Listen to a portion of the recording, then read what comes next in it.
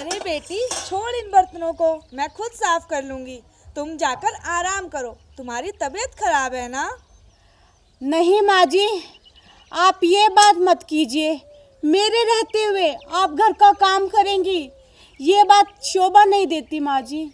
बेटी, तुम 5 दिन से बीमार चल रही हो, कभी बड़े बुजुर्गों की बात भी मान लेनी चाहिए। जाओ आराम करो। जैसी आपकी मर्जी माँ जी।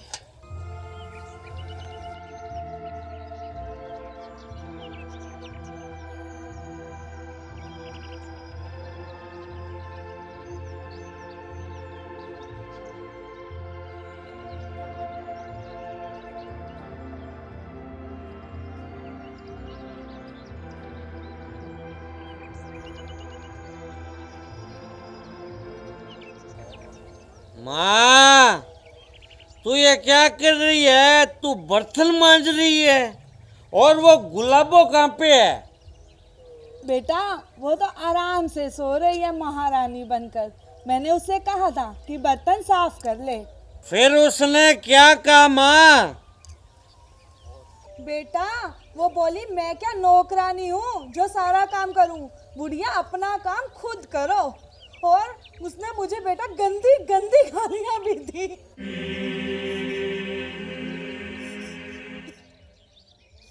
माँ, तू दिल छोटा मत कर, रो मत तू। वो मेरी माँ से काम करवाती है, इतनी हिम्मत उसकी। आज उसकी खैर नहीं माँ, आज तो उसे मैं छठी का दूध याद करवा के रहूंगा। माँ, मैं जाता हूँ।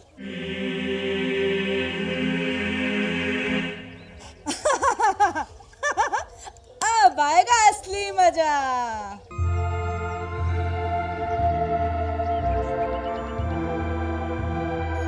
ए गुलाबो, खड़ी हो।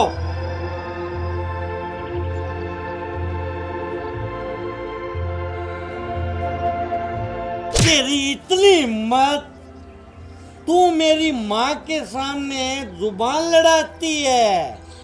तू मेरी माँ से घर का काम करवाती है, बेगैरत। मैंने माँ से जुबान नहीं लड़ाई जी, मैं सच बोल रही हूँ, आप मेरा यकीन कीजिए। अच्छा, इसका मतलब मैं झूठ बोल रही हूँ। भलाई का तो जमाना ही नहीं रहा। लो कर लो भला। मैंने अपनी आंखों से देखा है, आंखों से। माँ बर्तन मांज रही थी और तू महारानी की तरह मस्त सो के खराटे मार रही थी। माँ जी ने ही मुझे आराम करने के लिए कहा था, क्योंकि मुझे कई दिनों से बुखार है जी।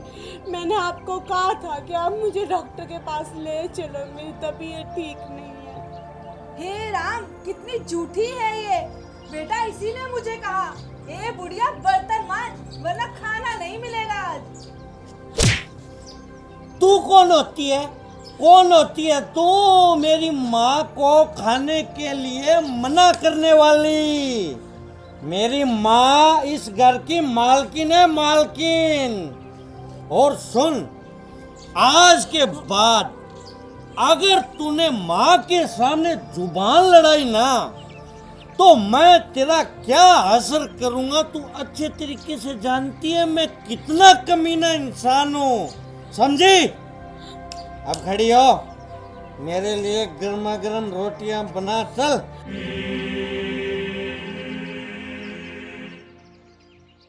माँ, मैं आपके हाथ जोड़ती हूँ, आप मेरे साथ ऐसा बुरा बर्ताव क्यों कर रही है? मैंने आपका क्या बिगाड़ा जो आप मेरे साथ ऐसा कर रही है? कान खोल कर सुन ले मेरी ये बात। अपने बाप से 5 लाख रुपए ले आ, वरना इससे भी बुरा हाल होगा तेरा। ये तो ट्रेलर है, पिक्चर तो अभी बाकी है। माँ जी, मेरे पिताजी के पास इतने पैसे नहीं हैं। उन्होंने अपनी जमीन पहले ही आप लोगों के नाम कर दी है, और वो 5 लाख रुपए कहाँ से लेकर आएंगे?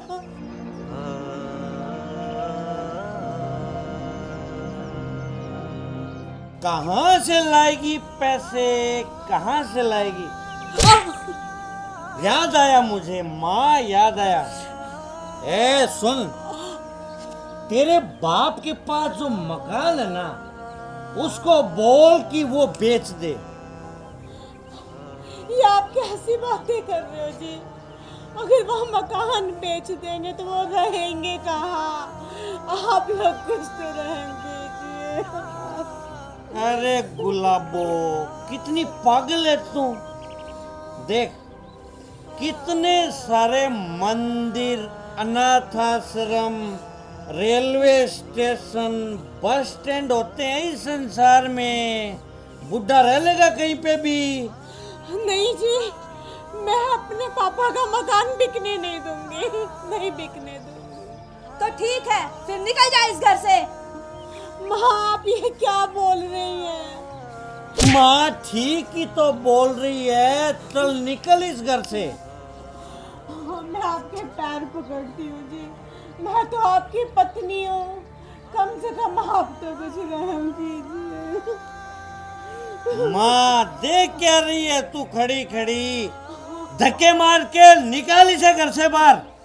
नहीं, मैं इस घर से नहीं जाऊंगी जी, मैं मर जाऊंगी मगर इस घर से नहीं जाऊंगी मैं। ओके ओके, तो तेरा घर से जाना कैंसिल। अरे बेटा, ये क्या कह रहे हो तुम? अरे माँ, तू मेरी पूरी बात सुन तो लिया कर। मैं बोल रहा हूँ घर से जाना कैंसिल, क्योंकि अब ये अपनी जिंदगी से जाएगी, जिंदगी से। चल गुलाबो, मुझे तू ये बता, तुझे किस तरह की मौत पसंद है? आग से जल के मरना पसंद करेगी या फांसी पे लटकना?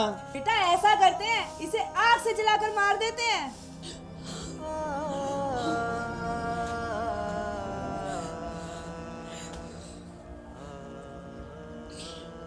वाह माँ वाह, क्या दिमाग पाया है तूने।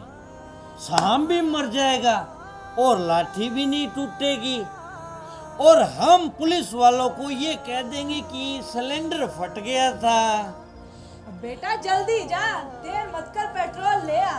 अभी लाया माँ।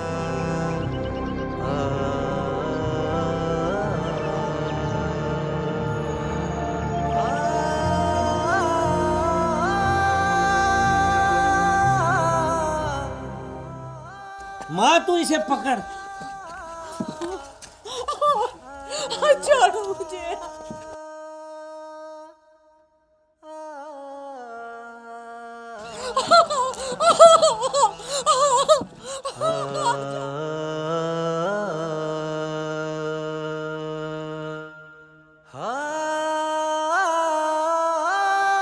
ना बेटा, ये माचिस मुझे दे, ये शुभ काम मैं ही करती हूँ। हाँ माँ, ये शुभ काम तू अपने हाथों से कर। माँ, मुझे आग से मत जलाओ, मुझे आग से बहुत डर लगता है। एक बार ना बचपन में पटाखे जलाते फुलझड़ी मेरे हाथ में लग गई थी, तो मैं बहुत जोर से रोई थी। मेरे पिताजी ना मुझे डॉक्टर के पास लेके गए थे। मुझे आग से डर लग रहा है।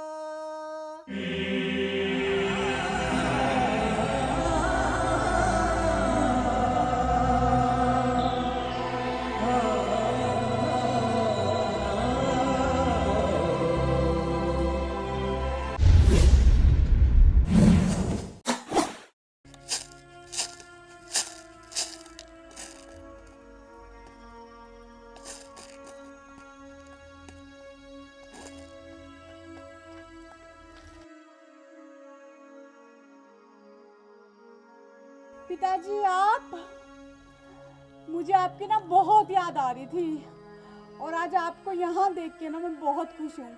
आप बैठिए और मैं आपके लिए पानी लेकर आती हूँ।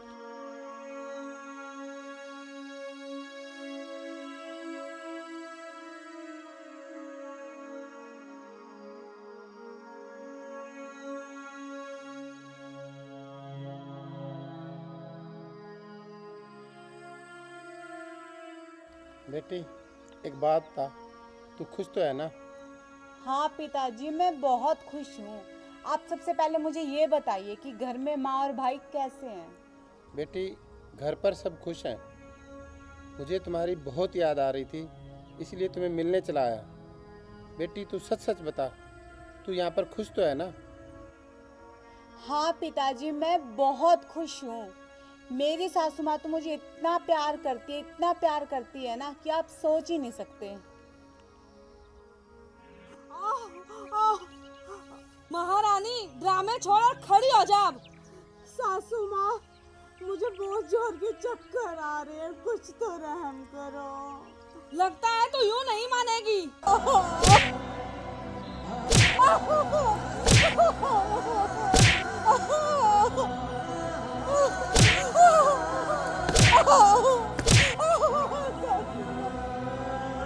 सासू माँ, मुझे मत मारिए, छोड़ दीजिए।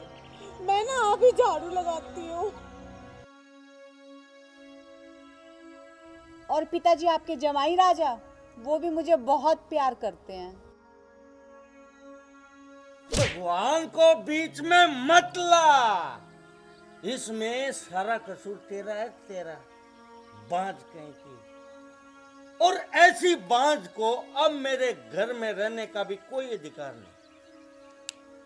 तू मेरे घर से निकल, तू मेरे घर से निकल अभी की अभी। ये आप क्या बोल रहे हो जी? कुछ तो सोचो, मैं कहाँ जाऊंगी?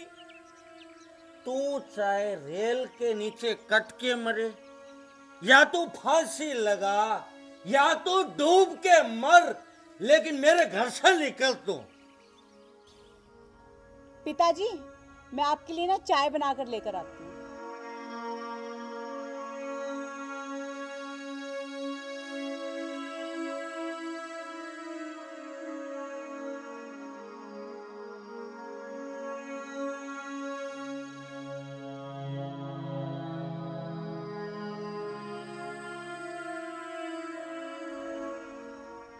बहू, तूने ये किस भिखारी को यहाँ बिठा रखा है? जल्दी से दफा कर इसको यहाँ से।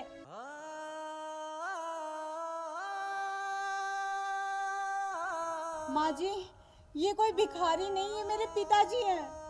अच्छा जी, अब आई मेरी समझ में बात। ये तुम्हारे पिताजी हैं? ओहो, ये तो कोई मामूली भिखारी नहीं है, ये तो वीआईपी भिखारी है, वीआईपी भिखारी। माँ जी, आप मेरे पिताजी को ऐसा क्यों बोल रही हैं? अपनी जुबान को चुप रख।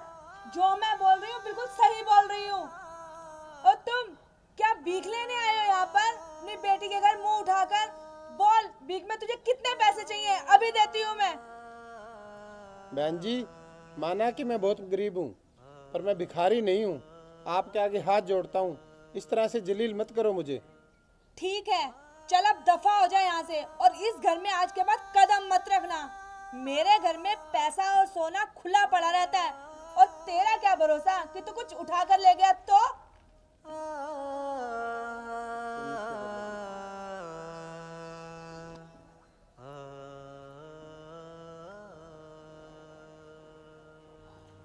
माँ जी, मैं आपके हाथ जोड़ती हूँ, आपके पैर पकड़ती हूँ। माँ जी प्लीज, मेरे पिताजी की इस तरह से बेइज्जती मत कीजिए। माँ जी, मत कीजिए। हाँ, तो तू ही बता, और किस तरह से बेइज्जती करूं? क्या धक्के मार कर निकलवा दूं इसको? बस बहन जी, बहुत हो गया। चल बेटी, तू मेरे साथ चल। हाँ हाँ, ले जाओ और जल्दी जाओ। लेकिन आज के बाद इस घर में इसकी दोबारा आने की कोई हिम्मत नहीं होनी चाहिए, और ना ही इस घर में उसके लिए कोई जगह है।